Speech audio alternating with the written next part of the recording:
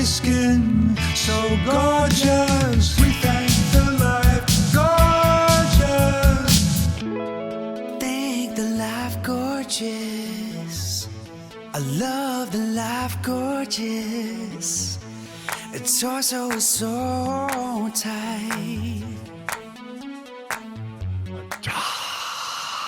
Oh, steal yourself. Steal yourself. Ladies and gentlemen, welcome to Life Gorgeous, where I share my magical life in hopes of improving your life. This is Young Craigers, and you can see Mike Gibbons is remote somewhere in the United States of America. Does this help? It's not plugged in, but I think it looks professional. It looks. It's so suggestive. You hear the difference. You know, I've known Mike Gibbons longer than I've known my Conquistador lamp. Many of you know that Conquistador lamp. Sometimes I call my best friend. I like stoicism, but as long as I've known Mike, sometimes he surprises me. Oh, he's a very good golfer.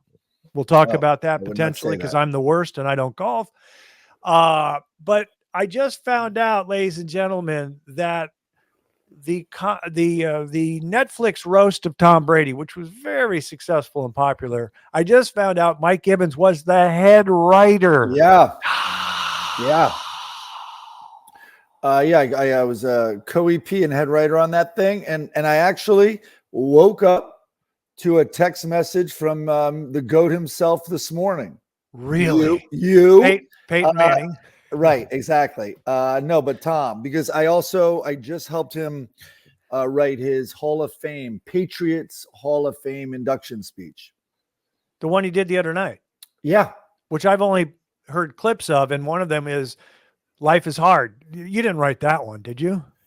No, I have to give him credit for that. So one thing I try to steer him away from is he's become such a brand in a way, and has 1 million handlers and is starting 1 million companies. And he's one of those guys now that is and there's a lot of them out there. The Rock is the same way. Kevin Hart is the same way. And what's his name? Wahlberg, the 5 a.m. If you're not working, you're dying, and all that stuff. And so I'm dead. Right. So you live at night. So life hacks. And so some of it, in my opinion, sounded a little like a motivational, like a corporate motivational speaker. He truly had words in there like, so what have we learned? Which are phrases that you would use to make fun of that. Mm-hmm. Like, the best show you're doing is the one, right? Because it's the one I'm doing right now, in the moment, be present. Being present. So I'm like, that's not an acceptance, that's not. So I try to shake him out of that a little bit. But his work hard is a big part of that. So that remained in there for sure. Well, first of all, how did you get the gig? I know you're popular among the comedians. Yeah. But how did you get the gig, the Tom Brady Roast head writer gig and producer gig? I was the head writer. I mean, I've been involved in roast. Jeff Ross and I are friends. I ran Jeff's show, The Burn, on Comedy Central, which was a roast of the weekly topics. We even roasted an obituary on that show, and it was called Too Soon, and Roast in Peace was the way we signed off on it. And so there's that experience. But then in roast, I was the head writer on the last roast, which was Alec Baldwin, which would be a very different roast if it were done today. Wow. Yeah. And that one went really well. I was very proud of that one. And by the way, the people, the roastee, I guess, I don't know, the subject of the roast do they ever say, does Alec Baldwin or Tom Brady ever say, okay, this is off limits? Yes. One item is they do say that. Okay. Yeah. Now, when it's not live, and by the way, this is my opinion, and maybe it's not true, but I do think it is. But they will have a request, and the show's supposed to follow it. So I was not involved in this one, but when Trump was being roasted way back, he's like, I don't care what you say about me. Talk about my marriage, cheating on my wife, talk about anything. Just don't talk about my business acumen. That is off topic. So Jeff Ross is like, The Art of the Deal. What a book. Have you guys read it? Unbelievable. A little weird. It had 3 chapter 11s. And so that's done live. And then because sorry, in the room live, Right. but now they're in an edit bay before it sees the light of day. And I think then there's a conversation like, that wasn't that bad. It went over well. It was also referred to by you later. Like, so can it stay, even though we broke a rule? And I remember Joan Rivers was like, and of course you're telling comedians what not to do. So it's the first thing they work on. Like Joan Rivers was like, whatever you want, honestly, anything you want about me, just don't go after Melissa. And everyone's like, okay. Right. And everyone went after Melissa Right. like crazy. Right. That's there's a term, the Streisand effect or something. I can't remember what that is. I know what Streisand effect is, and I love it. Yeah. Didn't she say was it a neighbor thing or what was it? The Coastal Commission started photographing the coast so people couldn't build houses illegally. They had to get permitted and approved. Yeah. So anyway, and she's like, you are not taking a photo of my house. People will know where I am. And so it was already up. Yeah. And it had like 64 views or something. Yeah. And then she caused this thing and it had like 64 million views. Right. Exactly. Where are you right now? I see you're at Jimmy Jam's house, or I see Jimmy Jam's records. house. No, I'm in Nashville. Seeing a woman down here. And I don't know if I told you this. I'm in Tanya Tucker. No. I know, right? Still going strong. I think that's the only one I can name. No. Reba. Yeah. I wanted to say, I know that after you did the roast, I saw a post on your Instagram that you were very happy, and I thought you had just helped out one of the comedians. I didn't find out until last week that you were the head writer. And I know it was a special night for you. And I wanted to, maybe it's not fair to compare nights, but I remember years ago, you said one of your magical nights was after the Late Late Show and you put on some pajamas and went to a party at the mansion. Oh boy. So how does that, you don't have to compare the two, but that was a special night. And this was a special night. Are they just apples and oranges? You can't really compare them, or what? No, you can compare them. With both of them, I thought what I was doing, I would get canceled for. So maybe there is that similarity.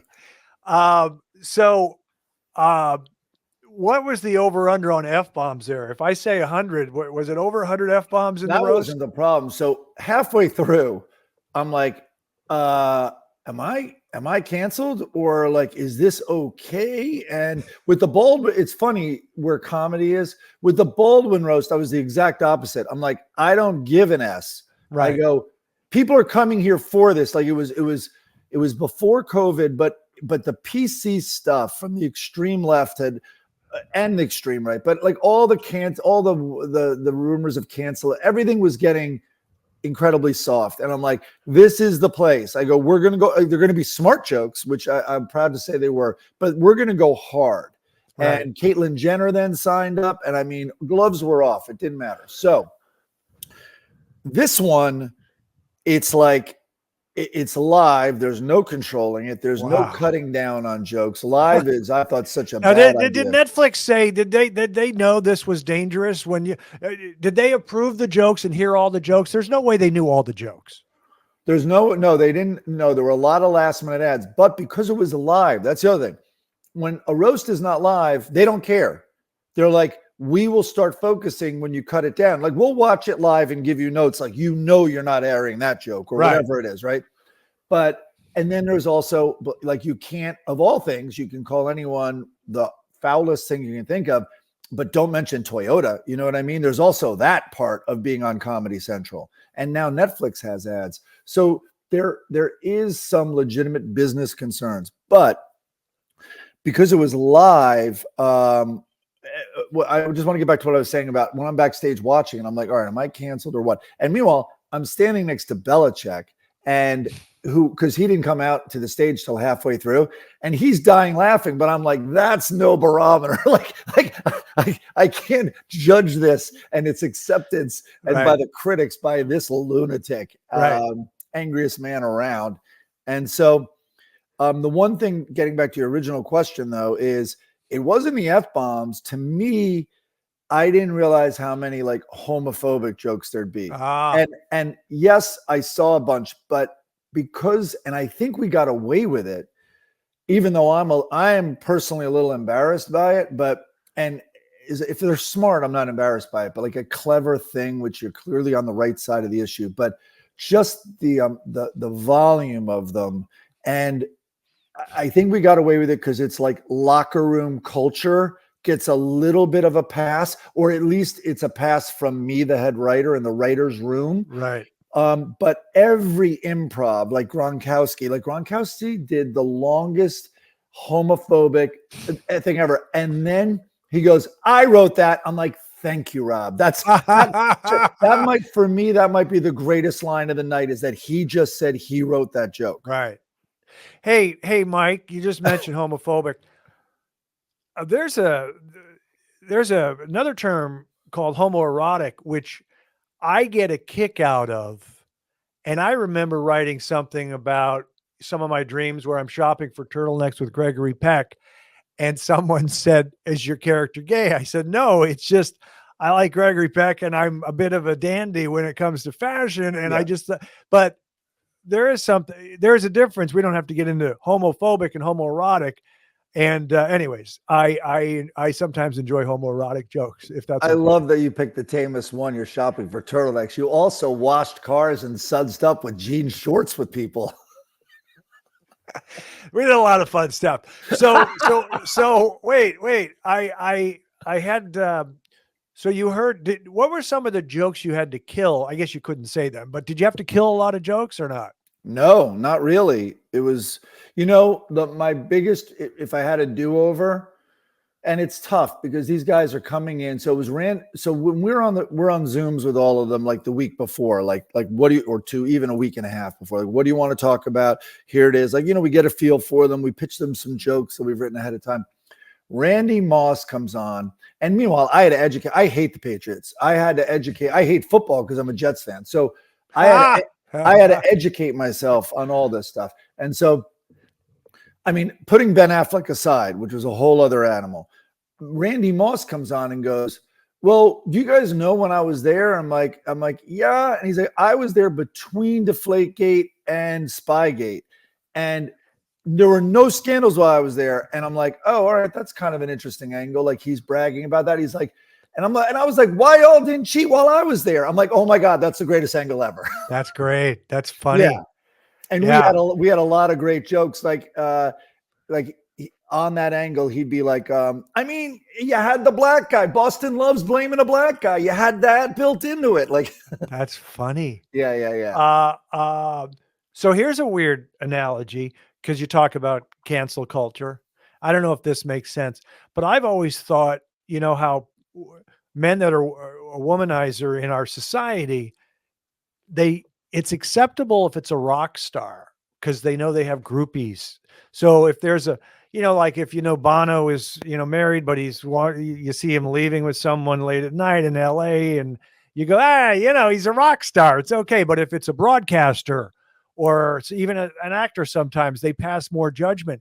And I'm wondering, when it's a roast, that they know they're going to do some jokes that are pretty harsh. Does that make any sense, that they accept it because it's a roast? We know we're going to get some harsh jokes. Yeah. It's the context for sure. That's what it is. And then, like, when people, even in comments, which I watch a lot of comments, then they'd be like, anyone complaining, they'd be like, it's a roast. What did you think? Why tune in if you're going to have, this is the place, if you have thin skin, you don't go. Right. Kind of like some people need that speech when they go to a comedy club and they know there's a name of a guy who comes out swinging, in other words, well, you have a choice. Were there comics like the Jeselniks of the world that wanted to be a part of it? I haven't seen the whole thing. So if he was in there, I didn't see it because I've only seen parts of it, and I'm going to watch the whole thing. And I could have done that as homework, but I don't do homework. No. So did some guys want to be in and you just had to make the choice, or what? Believe it or not, people dropped out. People were a little bit afraid of this. Okay. Well, Mike Tyson was in for a while, but then it was his training, but that was interesting. So we Zoomed with Tyson like 5 days before. And when I say he was laying down, I'm not saying he was like in bed with the laptop. His head was on a pillow. Yeah. His head was on a pillow and he was like holding up his phone, zooming with us. Yeah. And I was like, and he was like, they're killing me. They're killing me in training. You know, I'll spare you the accent, but they're killing me in training. I'm sorry. If you don't mind, I'm just going to take this in bed. And I was like, all right, I've never been more torn if I'm going to place a lot of money on him or against him. Like he's either training so hard, I'm betting on him, or he is so old and feeling it, I have to bet against him. But he then canceled because of the training and everything. But let's see. Jeselnik, who I love, was never a part of this. Bill Burr. Bill Burr just opened the Patriots one. So he came to the event, but he didn't go on. He was never scheduled. Oh, so Shane Gillis, who I love, he was scheduled, but gave us a lot of notice because he was doing solo show in the Forum like the next night or whatever it was. Okay. And he had a million other obligations because he's like kind of Netflix's darling right now. He has a series and all that. So he did drop out, but that was very respectful, way in advance, and it wasn't last minute, and it wasn't fear. He wouldn't be afraid of this. Did anybody afterwards, any comedian say, I wish I wasn't a part of this? I would think Ben Affleck did. Okay. I don't know that he did. I know it didn't go well. Now, in his defense, I will say, and I think people can, a lot of stand-ups or anyone can relate to this who, if their thunder has been stolen earlier in a production and you had no idea it was coming, because that's what we do a lot of is police. They have that joke, or they have a very similar joke. We just want you to be aware, you know, and they go on before you, you know, all that stuff. So Affleck, one of his big things was about how angry Belichick was. And like, come on, can't you just fucking like be happy and get along with him?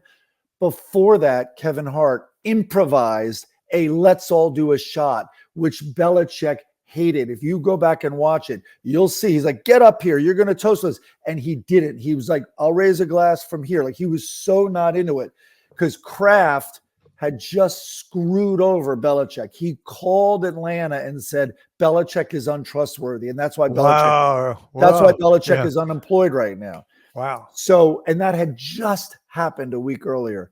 So there's that. So Ben Affleck then gets up there, and meanwhile, they've already broken bread. And so all of that has gone out, you know, his whole angle is a little bit undone.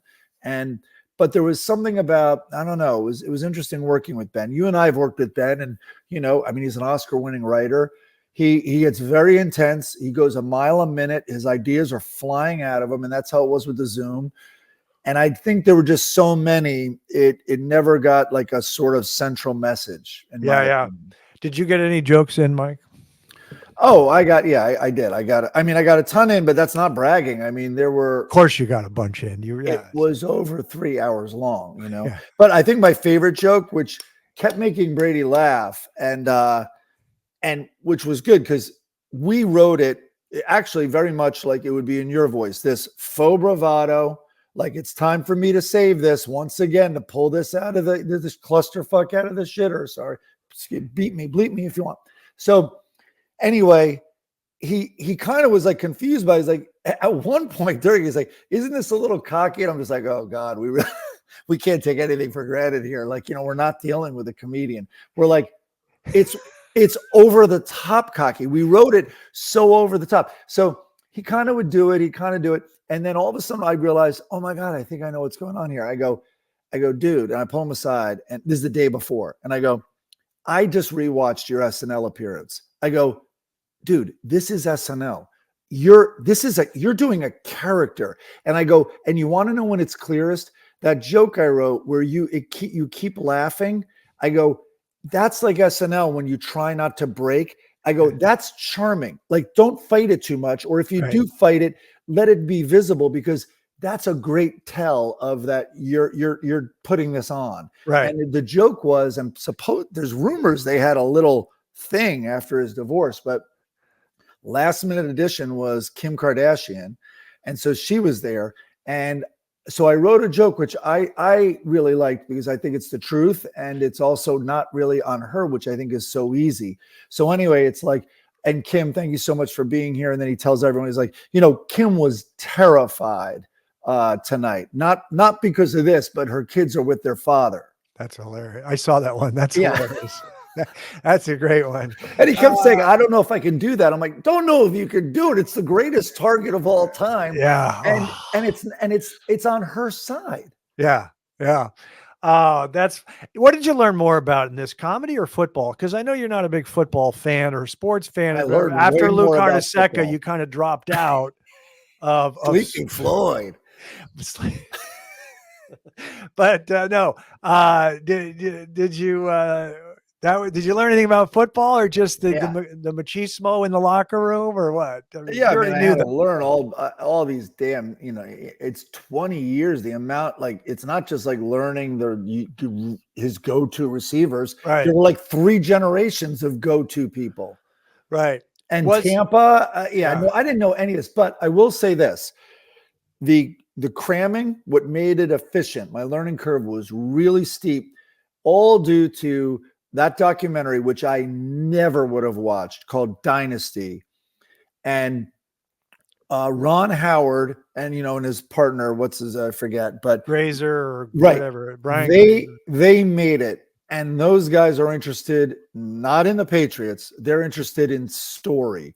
Mm-hmm. And I recommend that documentary to everyone. It has everything in it. It has. So you're saying you'd say it's above the Bee Gees documentary? Well, there's hardly any beating that bridge making the sound to is it Night Fever? Jive talking. There's just hardly any beating that detail. But this thing, just when you think it has the villain, it has crazy people. It also has is it All About Eve? The 3, whatever, like it has The Star Is Born. Like, here's the young one coming, and he's waiting in the wings and takes his place. There's betrayal. Never mind murder. Then it becomes a murder documentary. Right. It's incredible. So what was the reaction? Was there backlash? Is Netflix happy they did it? And will there be another one? 3 questions there. Backlash, Netflix happy they did it. Will there be another roast? There's been 0 backlash. That's great. And Tom thought there might be regarding, like, the joke that was hard to talk him into was he was complimenting maybe Randy Moss or something, or Gronk, whatever, or maybe Gronk. He's like, but you have to understand the bar was pretty low for Patriot receivers. So all you had to do was catch, block, and don't murder. Yeah, exactly. And, oh my God. And that he did that. I couldn't believe murder. Like, even when I was like confidently talking him into it, I'm like, you're crazy if you don't do it else. I turn around like, there's no way he's going to do it. I don't know if I would. So no backlash. Wait, hold on. Well, I answered one. But no backlash. Was Netflix pleased? And are there going to be more roasts? Netflix is thrilled. What I heard going into it was, because I was like, all right, this was supposed to be 3-4 years ago or whatever it was, and we were staffing. It was up. We had dates, and then he unretired. Oh, that's right. So when he unretired, this is what happened. I was like, oh, this isn't coming back. But what I had first heard was Brady is an executive producer on this, not just because he asked for it. In his conquest to take over the world, one thing he's created is a production company, and he already did 80 for Brady. And he's going to create a television wing, and this is his first deal. And by the way, this may not be true, but this is what I heard. And that this is the first of 6, and he's offered himself up wisely as the first target. Oh, that's great. To sell the franchise and all that stuff. Now, then it went away. So I don't know if those rules stayed in place. I don't even know if those were real things or it was just speculation. But what I do know is after he unretired, all of a sudden he became the greatest target ever. He sucked at football, first time ever. His wife left him with a scandal, like kind of, and with a new all that stuff. And his crypto business partner went to prison. Yeah. It's like, and then all the rumors of his like plastic surgery and all his weird stuff. Yeah, that is funny. And by the way, yesterday, I guess there was a report that the is it jujitsu? Well, I don't know what taekwondo. It is jujitsu. Jiu-jitsu. The jiu-jitsu instructor, they've broken up. I think he's 9 years younger than Giselle. And they said the headline was because of the Tom Brady roast. He felt bad. Did you see that yesterday or not? No. Oh, yeah. That's the big news. It's in your paper, the New York Post. Yeah. Yeah. And it came out yesterday, kind of late in the afternoon yesterday. As I'm researching to interview Mike Gibbons, but my hometown paper. he didn't like being a target and of jokes in the roast. The jiu-jitsu instructor, so they've called it quits. Wow. Where's the guilt now, Mike? How guilty are you feeling now? Maybe I had a hand in getting Giselle and Tom back together. Is that what you're saying? Putting a family back together. We don't know what's going to happen. I wonder what. Well, I was going to say something about, she's from Brazil, and does this American humor transfer over to? Does she get all this silliness if she watches the roast? By the way, as I change subjects, were they allowed to watch? Yeah, they watched. They're older than Krager's memory of them, of course. So they're both over 18. One's around 24. One's around 20, or what is it? So one's going to be a senior at Michigan. And that happened so fast. And the other one just turned 18. Do I have that right? That's okay. 19. Okay. God, yeah. He works a lot, guys. He doesn't have time for all this. Sorry. It really is so pathetic. I just messed it up. No, we just celebrated her graduation. She's 19 in August. That's the confusing part. But she's off to Northeastern. Yeah. So I'm going to Boston, which I want to go full circle to. During Tom Brady's speech, one thing I go, you may want to comment, it might not be right, and it wasn't right, and he didn't. But by time his speech started, the Celtics game had begun in Boston, and I'm like, people are going to be peeking at their phones like crazy. Yeah. How are you feeling about this series? Yeah, I thought it was so odd that they I know. They scheduled the same night. It was scheduled so many months ago because everyone was talking about it when we were trying to book the roast. Like other quarterbacks, Peyton Manning was like, they called him a surprise guest months ago. Peyton was like, I'm already doing this Patriots Hall of Fame thing. Right. And so Peyton Manning said no forever. Wow. Yeah. Did you have, now, again, I haven't seen the whole thing, but I've seen a lot of clips. Yeah. And it's mostly two comedians and they're funny. And I want to ask you, were they the funniest? Or are they just popular and they're showing clips or whatever? Because one guy's not popular, but now he is. So did you have, I'll just say their names. I was going to ask you if you had a couple favorite comedians, like who you think knocked it out of the park. But the clips I've seen are Nikki Glazer and Tony Hinchcliffe. Yeah, I would add Andrew Schultz to that. Okay. When the scripts came in, we offer help, but they basically task all their friends. Like, Nikki works so hard on it, and it shows in the best way. And she asks like all her friends, like, can you be this? And she writes a ton also. And same with like Andrew Schultz, I believe, like, they have friends who they know are their favorite joke writers. And so anyway, when their sets came in, it was a rough, and then sometimes we tell them, hey, you might want to swap this out. It's already being done. And, here's an alt that we have or whatever. But really, for the most part, it's all them. And when their scripts came in, those were the two. And Hinchcliffe's was also great, but Tony really, I think a lot of it, like on paper, like his delivery was so great. His delivery is better than the jokes. Is that what you're going to say? Or no, but his delivery also elevated his material. And I think it helped it. It was just a perfect way to deliver it. He got to cross up to stage. His was very different than anyone else's, and he just really owned it. Okay.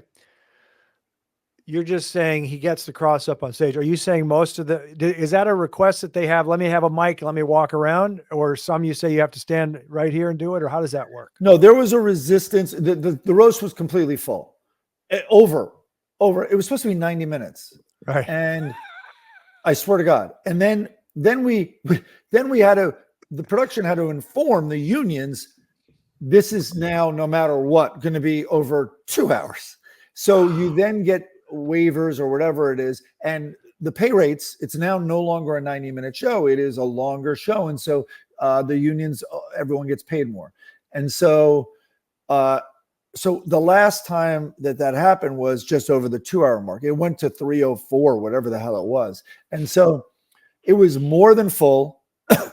Kim Kardashian was added then at the last minute. So there was no room on stage for her or whatever. And then she didn't want to be up on stage. Ben Affleck was kind of like a last minute thing. And then Tony was. And so Tony started. And then not only Tony, but Dana White from UFC wanted to do something. He and Tom are really good friends. Dana White's from Connecticut and grew up loving the Patriots. So we combined Tony and Dana. But there was like, you know, a resistance that I can't speak to. Like, I'm not exactly sure what's going on. But anyway, everyone knew and the writers knew this is what Tony does. Kill Tony, which sold out 2 nights in Madison Square Garden. We're at the Forum. It's the same. And like, it's like that guy's not going to go up there. And he then delivered despite like he didn't have as much time also as Nikki Glaser and Andrew Schultz. But despite all those obstacles, God, he killed, you know. Did you know much about him prior? Oh no, Tony and I are friends. Okay. Oh no, he was on the Alec Baldwin roast. No, he and I have known each other. He was one of the staff writers on Jeff Ross's The Burn. I've worked for months and months and months with Tony, and I've known him for years. Oh, yeah. Those clips. It's funny. It's funny stuff. Yeah. Okay, so I think I have one more question about the roast, then a couple other questions. Do you think, in a way, and let's just call it your roast going forward, your roast, I like it, sure, helped not kill cancel culture, but tamp it down. I mean, I don't know what I'm talking about, but I mean, from my world, which is incredibly, you know, limited to me and what I choose to see and everything that comes on my feed because it knows what I like. I think it did. I mean, a lot of people were like, thank you, you know, just strangers in the comments, like, thank you. I haven't seen comedy like this. I thought it would never happen again, you know? And, you know, meanwhile, I'm hearing that. I'm like, all right, this person really likes gay jokes. but still, I think some of them were really edgy. I think you could see, I mean, when I'm trying to head write and filter jokes and all that, the most important thing to me is that it's funny. So what does that mean? That to me, I think I can't really, hopefully have not heard it before. Sometimes it's a very new, clever take. Like I can tell you, I hate puns and wordplay, but if there is a clever one that I have not heard, I am all in. Like Sulkin is amazing. Like Sulkin's wordplay, I will watch all day. Like, and it's intentionally the stupidest thing ever sometimes. So there's context there. It's from like one of the smartest guys, and it's intentionally dumb. But that's what I mean. Like, you know, why don't you like Darren Star? Oh God. I told you that one time. And of course it's my ex-wife now, but she's like, what are you doing? And I had like cross marks, kind of like you would on a prison wall of how many days, like 4. And then there's a cross. The page was half full. And I'm like, oh, I'm just keeping a pun count to this piece of fucking shit television show that you can't miss. And that was it. I wasn't allowed to watch Sex in the City with her anymore. Oh, that is so, I love when guys have strong opinions like that. Yeah, it was pretty cool, man. It's congratulations. Thank you. That's pretty exciting. I'm going to try to, I'm sure I have other questions about it. We could go on for a while, but I'm going to just transition to Timberwolves. No, we don't have to talk. They had a good season, by the way. They did have a good season. They had a very good season. I think the country was kind of rooting for him. Well, there's a guy, Anthony Edwards, who has a personality, and he's pretty funny and very authentic, and we're good. But we had a really good year. We went to the Western Conference Finals. I wanted to transition to your travel because I think you just went to Amsterdam. I did. And I like to say you travel a lot. What are you running from? I always like to say that to people who travel. What's wrong? What are you running from? Yeah. I'm proud to say this is the opposite. Is I went there. That was my daughter's semester abroad. Oh, And had so you been there before? No, and this is my hot take on Amsterdam. Amsterdam is like a bunch of 14-year-old boys built a city. They're like, dude, weed is going to be everywhere. Yeah. Also, we're on bikes. We're on bicycles all the time, just bicycles and weed. All right, where do we sleep? On boats. We're going to sleep on boats in all these canals. Oh, also a sex mall. We're going to have a sex mall. They're in the windows. You just walk. Yeah. We're going to be high on our bikes and ride into a sex mall. It's crazy. That's so wild. I wonder. So I've never been to Amsterdam. I've met people from there, but the whole thing is they just have all these little shops with, pot brownies and stuff. And is it because marijuana? I should know this stuff, but was it legalized there before anywhere else in Europe or what? Here's the crazy fact. Marijuana is illegal in Amsterdam. Oh, really? It is weird, but they look the other way. And Obviously. what they're famous for is the coffee shops, which we went in one that didn't sell coffee.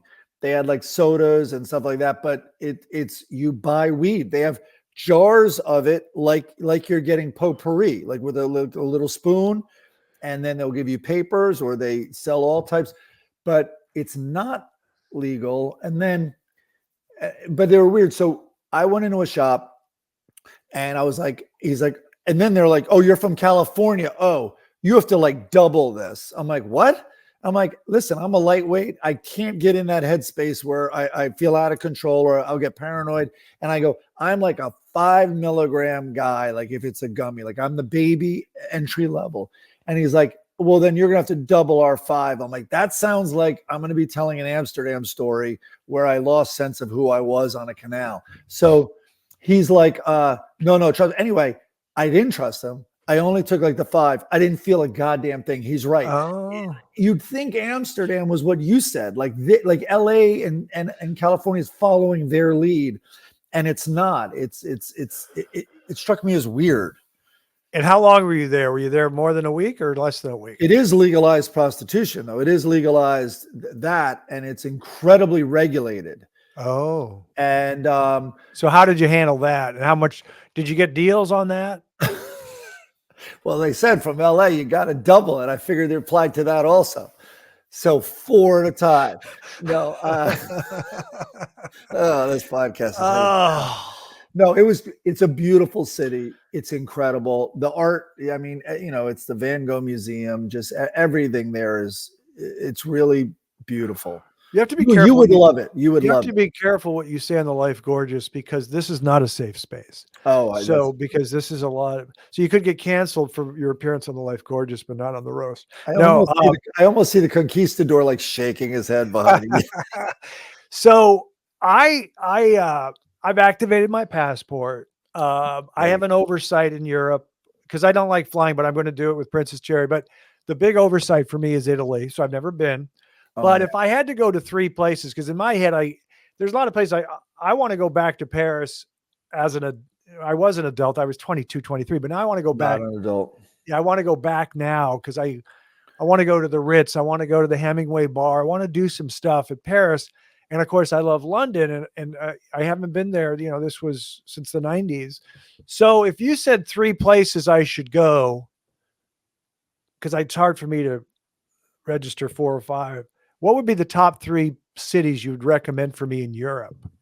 All right. People who have been to Italy, the region I last went, which is not you, the region now I would go to is, and it's with Bologna, Parma, and all that. It's, I forget the name. It's above Tuscany. It's almost like the new Tuscany. So, okay. But if you haven't been, I mean, as basic as it sounds, Rome is one of my favorite cities in the world. It's just unbelievable. Everywhere you look is something creative. And you've been there once or more than once? I've been more than once. Okay. Because even when I went like to Florence, I landed in Rome, so that was an extra like night there and stuff like that. I did what you did. I was there when I was 22 in Europe, and so that was my first time. stayed in Trastevere. I know I'm slaughtering it, but the thing is, you can't go during summer. That's correct. No matter what. Right. Absolutely. I would do Rome, Florence. Of course, people are going to say do Florence over Rome, and some people that's now. What I do hear, by the way. I do hear do Florence over Rome. I hear that all the time. I don't know, though. I mean, Rome is so much more cosmopolitan. I mean, of course, there's Milan, but Milan is very much closer to New York vibes for me. Right. So I would say Rome, and then, I mean, the last time you were in London was when? In the 90s. Well, I'm an Anglophile. My last trip to London was amazing. And the one thing someone told me, they're like, if you do one excursion to like a cultural like museum, go to Churchill's bunker. Yeah. Below Whitehall. It is the best, and it's the shortest, most manageable tour. Beautiful park right there. Like I would do, and you love him. So I would do Churchill. So do you deep down. I do. I love Churchill. And going to his bunker, that's a must do in London. So what else? Well, it sounds like how many times have you been to Paris? Not enough, but I went when I was in high school. I was 18, and I was so intimidated. I hated it. Also, so what year was that? That was probably 95, I guess. And I don't know what was going on with the dollar, but I remember a beer in the 90s in the 80s was like $16. Wow. And I was just like, fuck this whole place. Like, and there was a story about in Barcelona for the Dream Team with Michael Jordan and Magic Johnson, Larry Bird, that Larry went out to have a beer with Patrick Ewing, his teammate, and the beers were so expensive. He says, I'm not doing this. He went back to his room, drank in his room. Well, that's what I was. And by the way, I totally screwed up the math. It was mid 80s is what I'm talking about. Yeah. And you didn't graduate high school in the you're not that young. I was like, exactly. Yeah. So mid 80s, I mean, $15, I could have an amazing Saturday night in New York, figuring out happy hours and free kegs and all. Like I couldn't believe it. But also, they are incredibly pretentious people who like judge you on your accent and stuff. When you were that young, I just remember, this is a confession about when you're young and you're a starving artist or you're out of college. I was living in Venice, California. My buddy and I, we didn't have any money. I was a waiter. And we would go to Carlos and Pepe's, which is no longer around, Mexican place, but we would have the chips and salsa were free. Right. And we had ice water, chips and salsa, and we get a couple tacos. The Upper East Side, I lived there for a little while in the roaring 90s after college, and places, their happy hour was a free keg, free till it taps out. And then other places started doing it. Well, we like one of my nerd roommates we printed a schedule of where we would drink during the week, basically for free. Oh yeah. Corner Bistro down in the village. Way down. That burger. So before we I actually do have the Life Gorgeous quiz. Oh. And there are only a couple questions. But it's just kind of fun because I've been doing a lot of solo podcasts, and I've also been doing some with the guys in Minnesota with the Timberwolves as they had a successful playoff run. So I haven't done the Life Gorgeous quiz in a while, but I just want to make a couple comments about golf. So now that I sucketh and I don't play, and then you said just hit the ball here, and I even though I hurt my back in the morning, I still would have, if I hadn't hurt my back, I still am awful. And tell me what you think of this. I can feel how stiff I am and the downswing, and it's violent, but I know guys that are sports geeks that can't play basketball, but who love the NBA, and they can't dribble or do anything, but they can say, oh, I like Steph Curry's jump shot. I like, that LeBron needs to tuck his elbow, his jump shot. He's not a pure shooter, etc. So I can watch you swing and say, oh yeah, I can tell what's a good swing and a bad swing. And I can say, oh, you should do this, Gibby, or your hips are a little bit releasing it too early or whatever. So I can judge a swing, but I can't do it physically. Does that make sense? 100%. I mean, listen, all of us, I don't care if you're the most unathletic person in the world, look at Federer's backhand and are like, that is beautiful. Yeah. We all know what beautiful looks like. Bjorn Borg. Yeah. or gorgeous. Let's go with gorgeous. It's gorgeous. Right. Steffi Graf's backhand was gorgeous, and she was my favorite female tennis player, Steffi Graf. Those legs, the legs. This is kind of silly. In local TV, we got B-roll of her practicing, and she was wearing shorts, and I was like, that's interesting. I kept watching it, but that's another story. But she was built, and she was great. Loved and her. You're like, how unattainable. And then she marries a crackhead. How wrong were we? Wish that was in the roast. Oh, go after Agassi. Go after Agassi. He went after himself. That book was something. He was so honest. I don't read that crap. I don't care. He was so honest. I stopped following. See, I'm older than you, but in the 70s, it was there are only 3 networks. So you watched all the sports. Track and field was a big deal. The Olympics were a huge deal in the 70s. In addition to the NBA and the NFL, tennis was a huge deal. Jimmy Connors, Bjorn Borg, John McEnroe. It was enormous. I know. How old were you in the 70s? Like 1977. How old were you? Do that math again? I was exactly 10 years old. In 1977? Yeah. Okay. That's when Guillermo Vilas won the U.S. Open. My sister had a crush on him.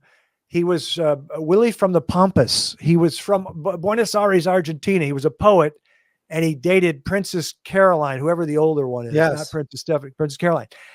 And he was a big deal, Guillermo Vilas, and he had he's left-handed. He had a huge forearm on his left hand. It was ridiculous, the difference in the sizes. So you know who he is? Oh, no. Oh, I know him really well. And did it already come out? There's a documentary coming out about him.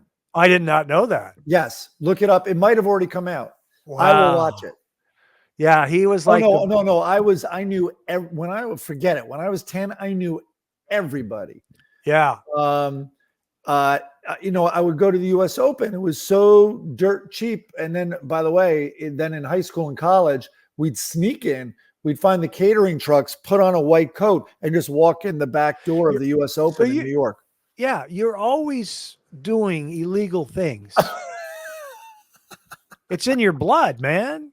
No, sadly, my dad taught me this lesson, which was not all rules apply to you. So it's not a good lesson to teach children. But listen, who's getting hurt when I'm sneaking into the U.S. Open?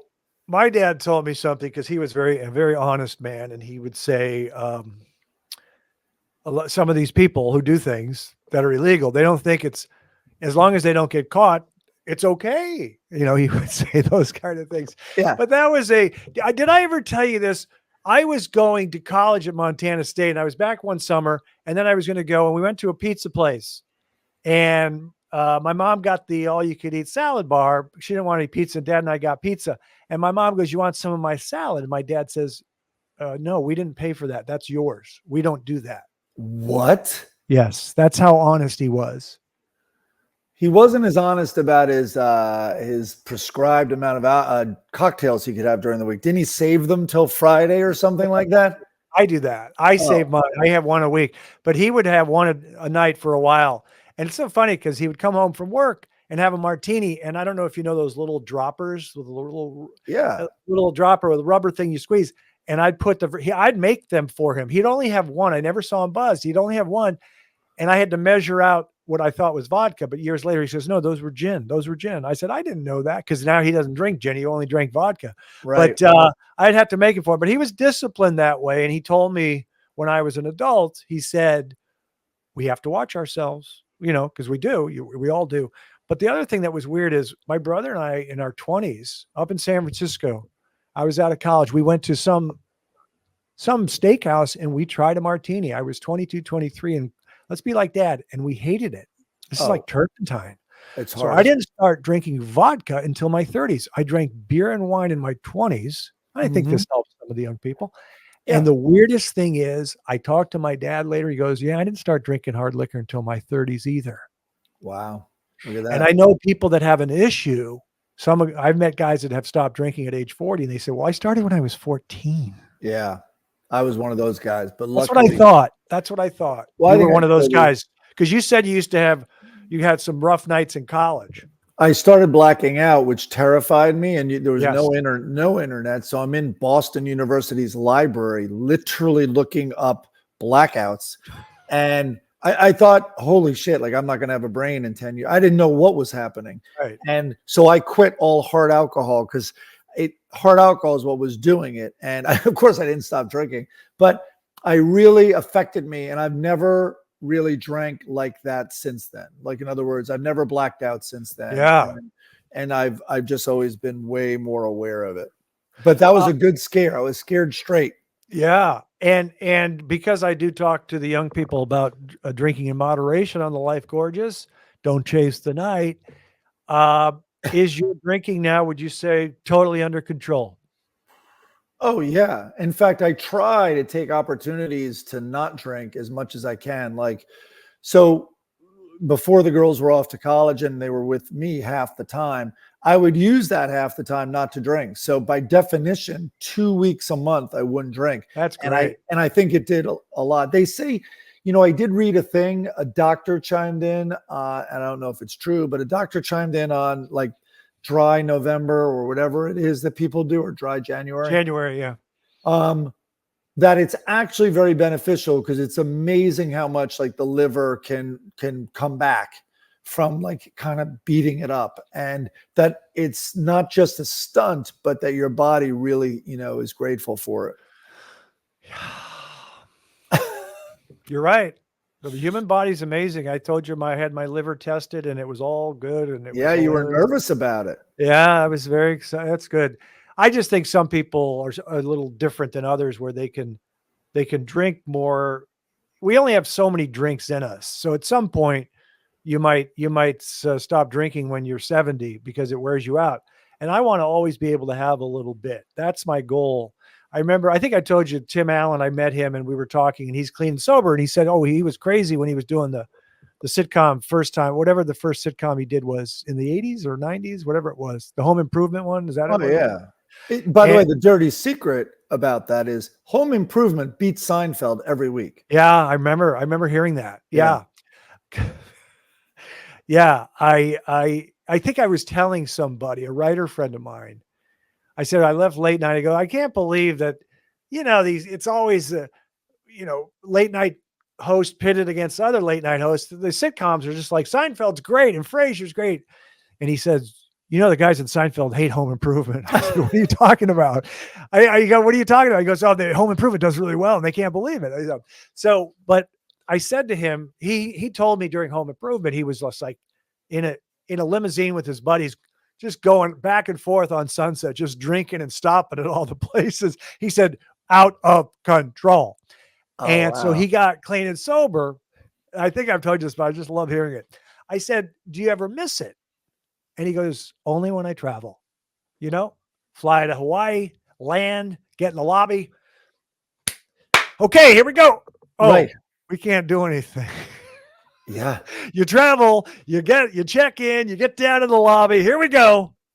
I feel the same way, like at the start of dinner at a restaurant. I'd be like, what? Nothing?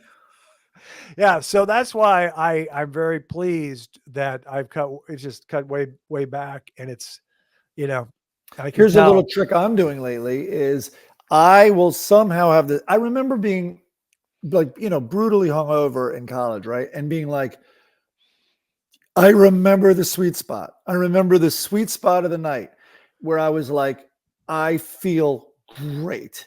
And it's like, maybe I had 3 drinks, right? Something like that. Like, I feel great. And it's like, so what do? I bury it with 10 more drinks. Yeah, that's the problem. That's the problem. Why not try to hover in that? That's the key. And the other thing I've learned is, and this will help young people, you have the buzz that you like, which is you're calling the sweet spot. And then you order the next drink to keep it. Wait about 20 minutes because that buzz is going to keep lasting for a while. Yeah. You know what I'm saying? Yeah. I like how we're breaking this down.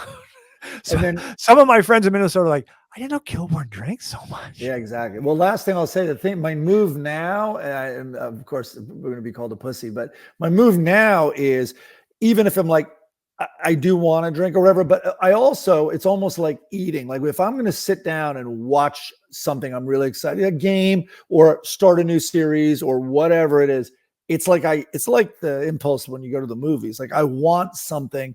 And anyway, so my thing now is I'm like, you know what? I can make this vodka soda very weak. I could just make it very weak, and that's my new thing. And Yeah, that's a especially good one. towards the end of the night, if I'm out somewhere, I'll then even ask a bartender. I'm like, really, just a splash of vodka. I shouldn't even get it at all, but I like knowing it's in there. I remember years ago, we were in Santa Monica. I think it was actually Vito's, but who knows? And you came by and had a drink, and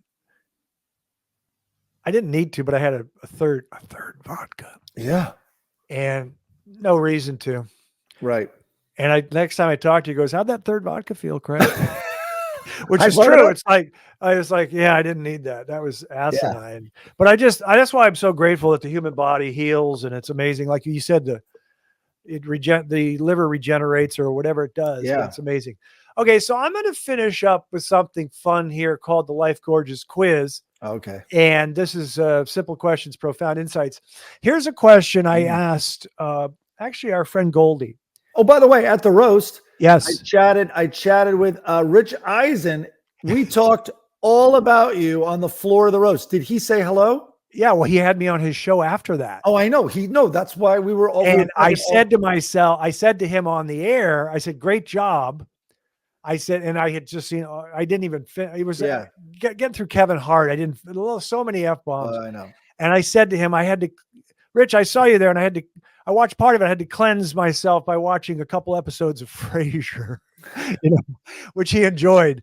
But yeah, Rich is great. We had a good time on. He told me the story where you took him out, a young Rich Eisen. You took him out to dinner in Bristol. He says it was the Kenny Rogers roller coaster. Anyways, yeah, he's great. He's good. He just had Seinfeld on his show. Okay, so Goldie, I asked Goldie this, and he struggled a little bit because you guys are, East Coast snobs, so you don't know the flyover states. I thought you asked Goldie if he's happy. I'm like, he's going to struggle for a while with that one.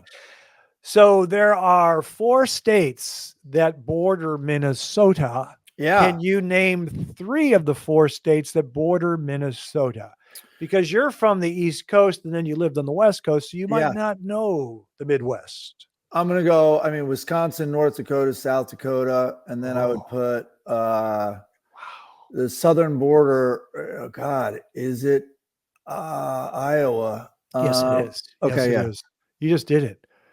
So you've heard this. I love geography. I've driven across. I became obsessed. So my Christmas present when I was growing up, and one of the things under the tree every year was the Rand McNally Atlas, which was, about 1.5 feet tall and about 1 foot wide. And I don't, and then I drove across. My sister went to USC, and I was like, I'll take your car. And I just drove. I've probably driven across the country, including one time New York to Miami, Miami to LA. Probably 6 or 7 times. That's amazing. And I always fear that the car breaks down and then they have you by the scrotum where they're going to charge you whatever because they know you're traveling cross country. Did your car ever break down and you had to spend? Well, I thought you really didn't know about cars because I heard you say then you have to buy the scrotum. I'm like, that's not a car part. I didn't want to say buy the balls because that's not how Krager talks. I just came up with scrotum. I've always been so lucky. Car is not broken down. So I don't know. I've just been very lucky that way. You mentioned the Rand McNally map, which was huge, right? It was very Was the most asinine thing the Thomas Guide? Were you familiar with the Thomas Guide? We were just talking about it the other day that everybody in LA had this thing that looked like you went to an archive and got out a binder of like records of immigration. Like it had the huge spot, not like a big ring on it, and it was just unwieldy and insane. Yeah, that was. I think texting and drive. I think LA driving is safer now with texting and driving because you're comparing it to like working with an atlas that has about 400. Yeah, pages. I didn't like the Thomas Guide. I did like. I think it was Frommer's Guide to the Restaurants, which I really liked because they'd write a little blurb about all the restaurants in LA or Yeah. San Francisco, Sam Woe's and Chinatown. And it was clever what they wrote. I think it was clever. Okay. But the country I love, like I just heard this stat that there is a part of Oregon and a part of Florida that are only one time zone apart. And that blew my, like I'm constantly in my mind. I also can't get over how far north Nebraska is. That might be part of your blackout talking right now. I'm not sure if that's we can move on. The time little zone, frills, little frills. The Oregon, Florida times overlapping time zone. I've written down, this is the next question. I've written down the number 1. I believe I believe you only do one impression because you're one of those funny guys. You know, Letterman doesn't do impressions. He'll do the dumb guy, which is maybe a dialect, or I don't know if it's an impression, but you don't do impressions. I'm saying you do one. Do you do more than one impression? Do I just have to answer and then we move on? I don't know. You don't have to do it if you don't want to, because I'm sure it's not. Yeah. I have a lot, as you know, and as every listener in this podcast knows by now, I have a lot of difficulty focusing, and it comes out in impressions. I will lose. My impression will steer off into, like I'm watching The Wire, and the guy McNulty had to do a British accent in high stakes, like he was going into a bust, and he had to play a businessman. And I'm like, oh my God, I would be shot in the head. My accent would just, all of a sudden I'd be Scottish going. Yes. And so even a British accent, like unless I can latch into like the worst thing ever, but like Dick Van Dyke or something as some reminder cue, I'm bad. So yeah, sure. What one do you think I do? I didn't know if you did anything. I don't know if you did. You got to serve somebody. Or so. You got to serve somebody. Yeah, I can do the over the top Bob Dylan for sure. But I do tell a story that you know, and I've only heard it from you. But Petula Clark. So I can do his Scottish accent. I can do Sean Connery for 3 sentences. That's a little bit like what I used to do. I could do Marv Albert back in the day. That was pretty easy. Everyone did Marv Albert. Mine was actually pretty good, but I can do some. But when I was a kid, I would hear things, but it was so short. Like Kurt Russell did a made-for-television Elvis Presley movie, When My Mother Died, and I could do something like When My Mother Died.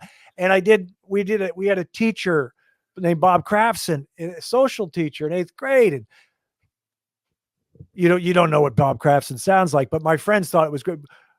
Hitler was cruel. He didn't like people. Hitler was cruel. He didn't. Yeah. I would just do a silly line, but I have an impression here. I did Old Man Ferrari, but it was just him saying Old Man Ferrari. I just did that and people liked it. It was Christian Bale. So I want to ask you, I'm going to play this because I probably can't do it right now, but this is me doing an actor, and I want you to name the actor. I'm going to tell you that I already have a guess who it is. Okay. Should I not guess? No. Well, do you want to guess? Go ahead. Well, my favorite impression is a Georgie girl. No, I do James Mason. I've done that. I've done that for a long time. James Mason. Yeah. You're not fat. You're pleasantly plump. Okay. So this is from the Bourne series. Okay. I assume, okay. You're no longer David Webb. Oh. You're Jason Bourne. You chose us. I mean, is that what's his name from Sound of Music? I don't know the Bourne films. Oh, it sounded a little like him in certain roles. He's the same. He's a British actor. Yeah, it's not Max. Welcome to Scotland. Well, he's also in Skyfall. Welcome to Scotland, which is not a good impression of him right there. I didn't do it, but Albert Finney. Oh, amazing! Yeah, it did sound like Albert Finney a little. Thank you. By the way, I just watched with my daughter. I watched Aaron Brockovich. His performance, it's one of those that you're like, he had hardly anything to work with. And it brought me almost to tears at like one point. Like it was just like a master given so little, but he was that guy. And right. And not only that guy, but brought a gravity to it somehow. Right. Well, as an Anglophile, I do I think the world likes British actors. So Albert Finney's amazing. Also in the Bourne series, Brian Cox is in the Bourne series, and he's very good. He's amazing. Yeah. So I guess my final question, and that was it for the Life Gorgeous quiz. Those are just those 3 questions. You did very well with Minnesota. You knocked it out of the park. Congrats on the roast, and thank you for doing the show, and we'll talk to you soon, brother. All righty, man. Take care. Thanks for having me on. That's Mike Gibbons, ladies and gentlemen. We'll see you next time, and remember, young people, I'm proud of you. I love the Life Gorgeous. Its torso is so tight.